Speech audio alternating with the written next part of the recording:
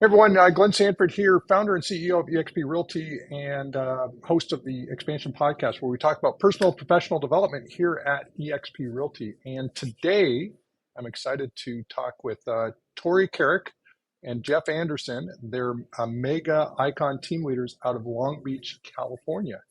Torey, Jeff, welcome. Thanks, Glenn. Thank you, Glenn. Glad to be here.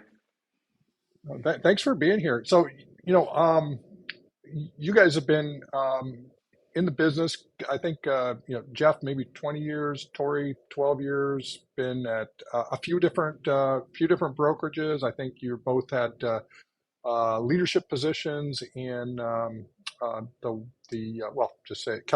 at Keller Williams. I think maybe both OPs and maybe team leaders. So and obviously building I think a pretty good sized team. It seems like. So maybe tell us a little bit about your background and life before. Well, I guess life before and after real estate, entering real estate. I'll start since I've got longer time in real estate and a few more years ahead of him. I was a public safety dispatcher for the Long Beach Fire Department for 15 years, and literally was a burnout case in that career.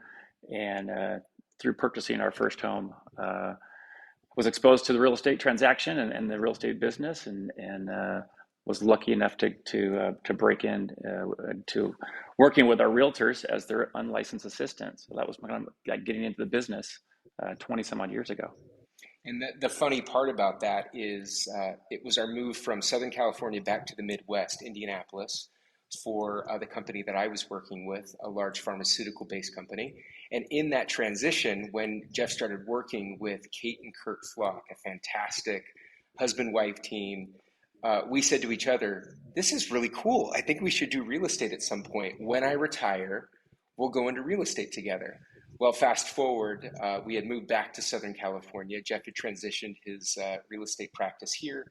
And we had chosen to take a future assignment with the same company. And shortly thereafter, they had announced a downsizing because of the Great Recession. And we looked at the severance package and said, well, maybe we should expedite that whole retirement plan and try it now. So that was 2010, and I left the pharmaceutical industry to join him as a buyer's agent when he was very busy selling REOs. And here we are 13 years later, working together. Well, mostly. Awesome. Now, how long have you guys worked together in the business? The full 12 years? Yeah. Correct. Yeah, since day one we've been since I joined in 2010, we've been working together. But Jeff began the journey in 2003. Correct? That's right. Okay. Yeah. So one year after I started, I got my license in 2002. So I'm it's crazy. 21 years ago, 20 years ago. It seems like a lifetime ago, doesn't it?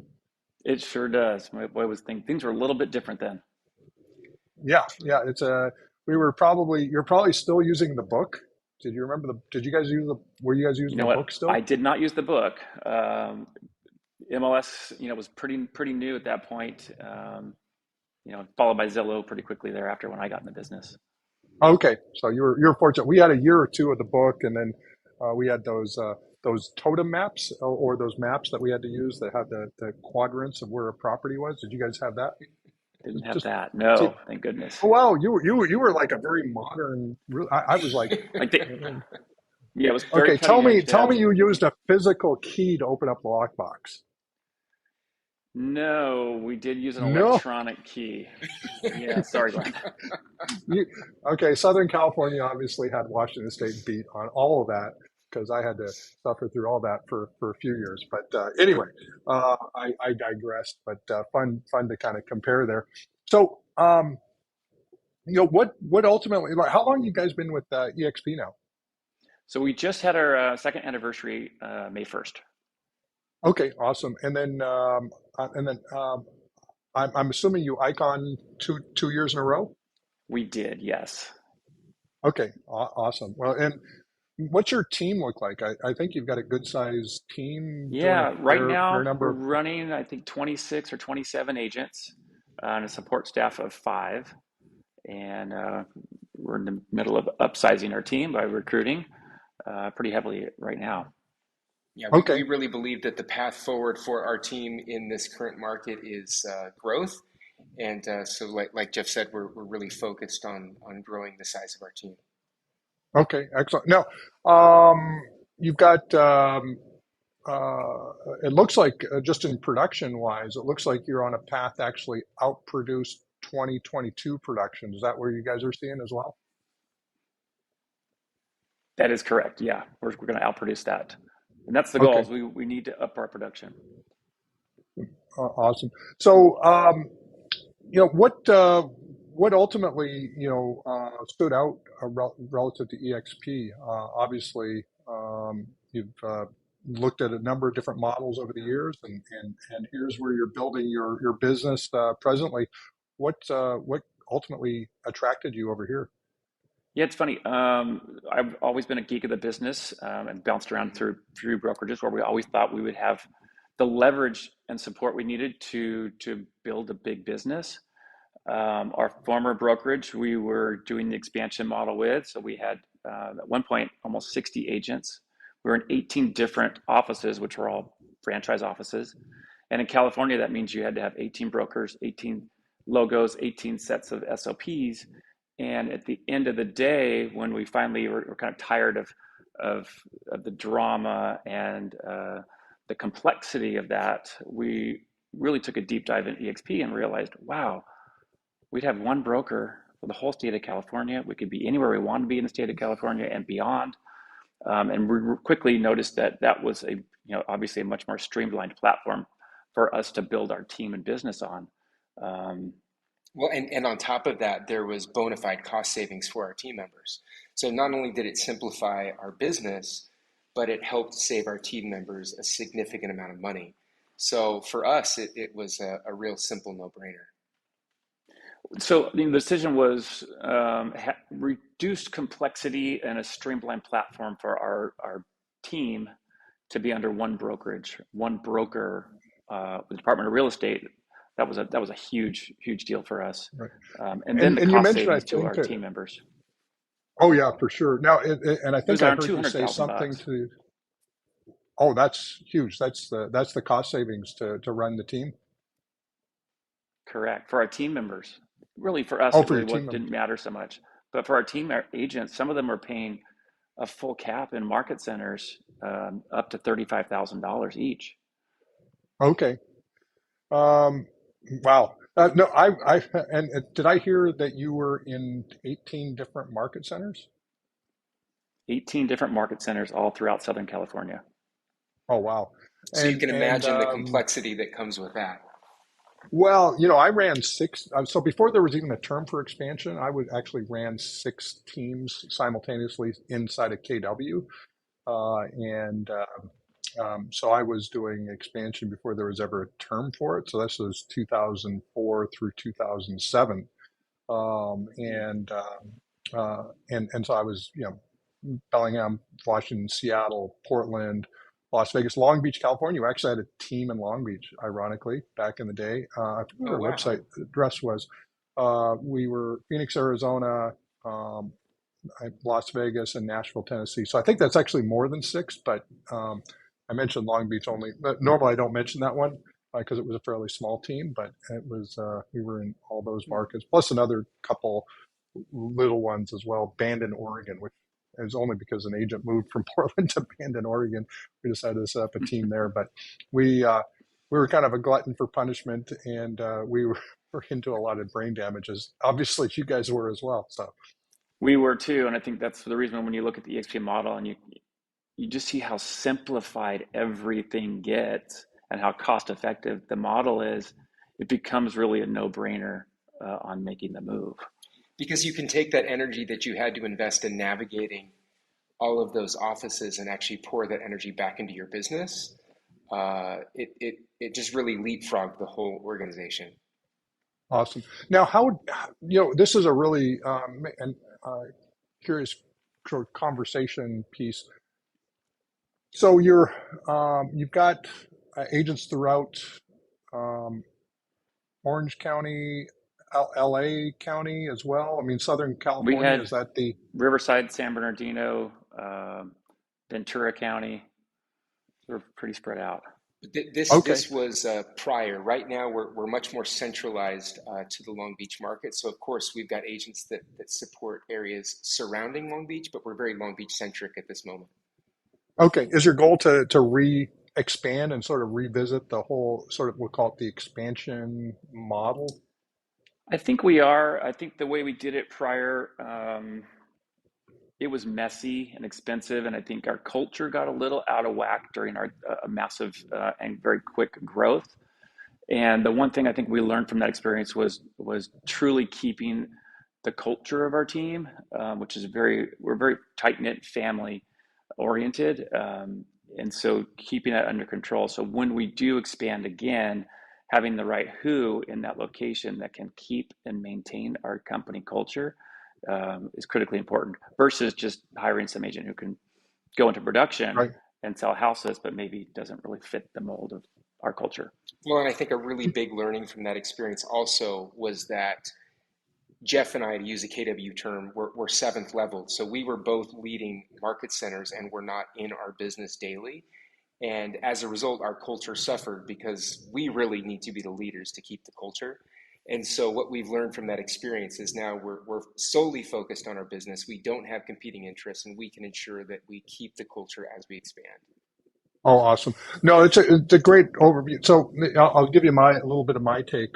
Um, I had two teams that did really well in when I was running multiple teams, and they were Bellingham, Washington, and Phoenix, Arizona. And it came down to to the sole fact that those are the two places I personally spent the most time in.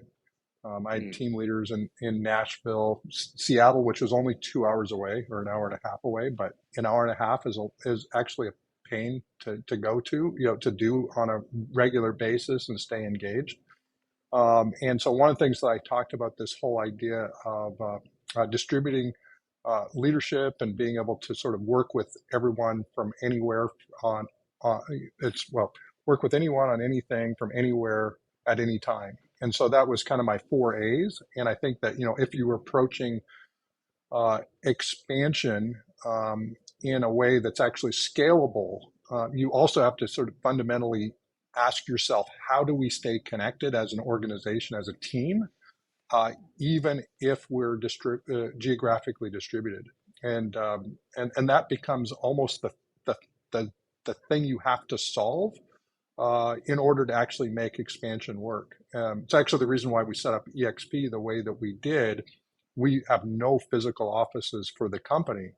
And there was a couple of reasons why we did that.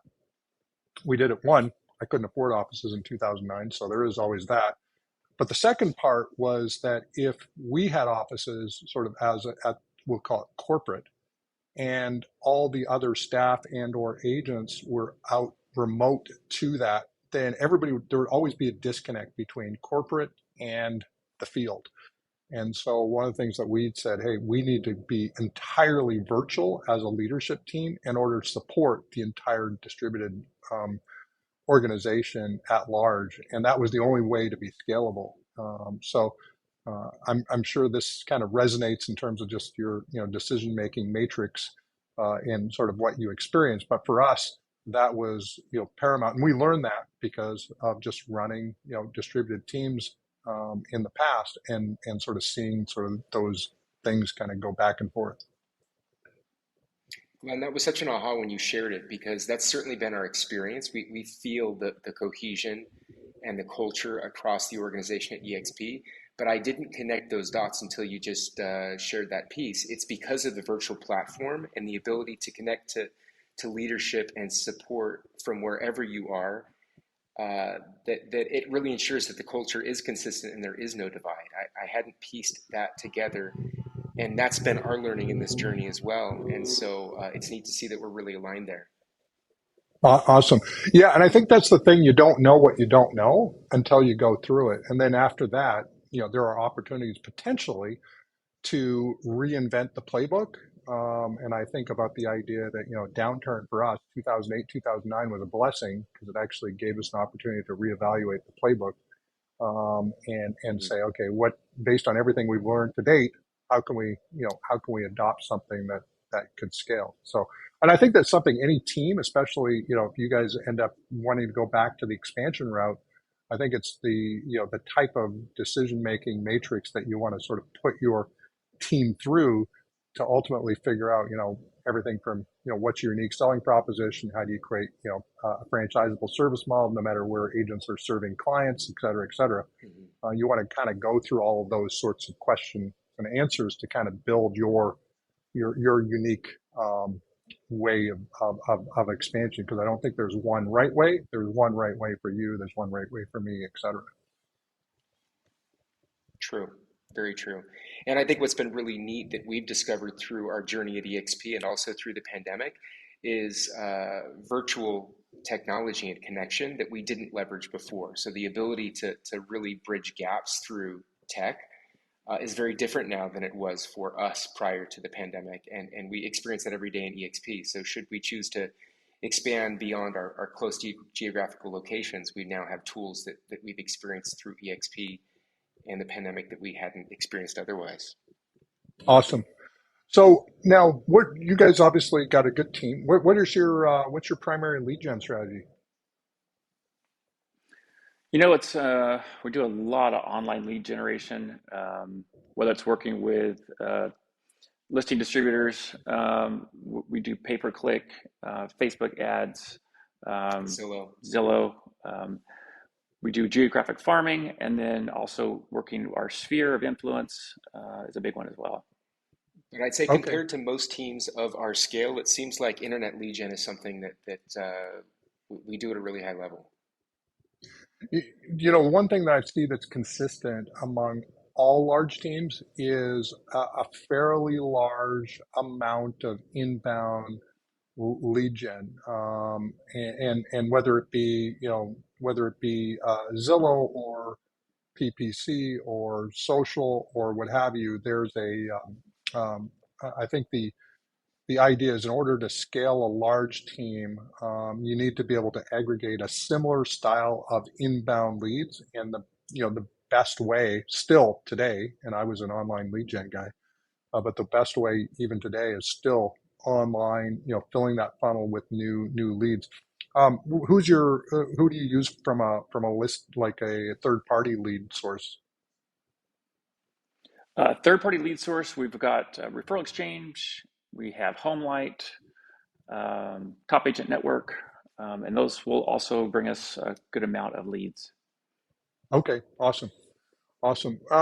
And then what are you managing CRM wise? How are you managing your all of your database?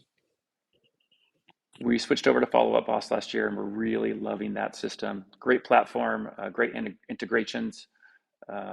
Excellent reporting.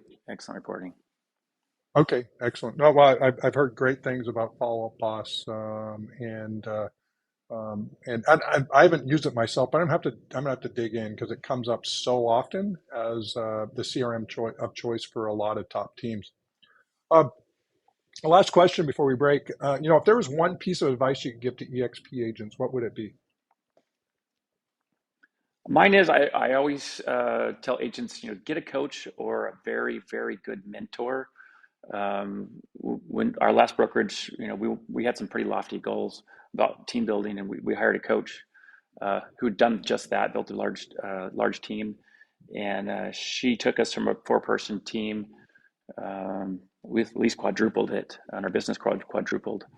We had several coaches after that just continued to help us push, expanded our consciousness and team building, our mindset. It saved us a lot of money and a lot of time. Yeah, and I would add Awesome. to that, my favorite part about the EXP model is the alignment with the upline and the commitment to supporting the downline in their production growth. You don't see that alignment across the other organizations that we've been a part of. So I think it's really critical that you understand who's in your upline and that you leverage their wisdom. They have a financial incentive to help you create success. So lean into that. I think people so often operate in a vacuum and forget about the power of the people that help support, bring them into the company. So that's the reason that we joined, and we lean on them often, and it's helped us propel our growth. And I think everybody should remember to do that. Awesome. Well, good stuff. Well, Jeff, thank you. Torey, thank you. Really appreciate you guys being on here today. I know we could have went longer, and apologize for my internet connections a bit here. But if people want to follow you, what's the best place? Is it your website? Is it, do you use social? Great question. Our website, andersonreg.com, is a great place to connect with us. Okay, awesome. Good stuff. Well, thanks everyone. Until next time, this was the Expansion Podcast, and today, Torey Carrick and Jeff Anderson. Thanks, guys. Thanks, Mike. Thanks, Ben.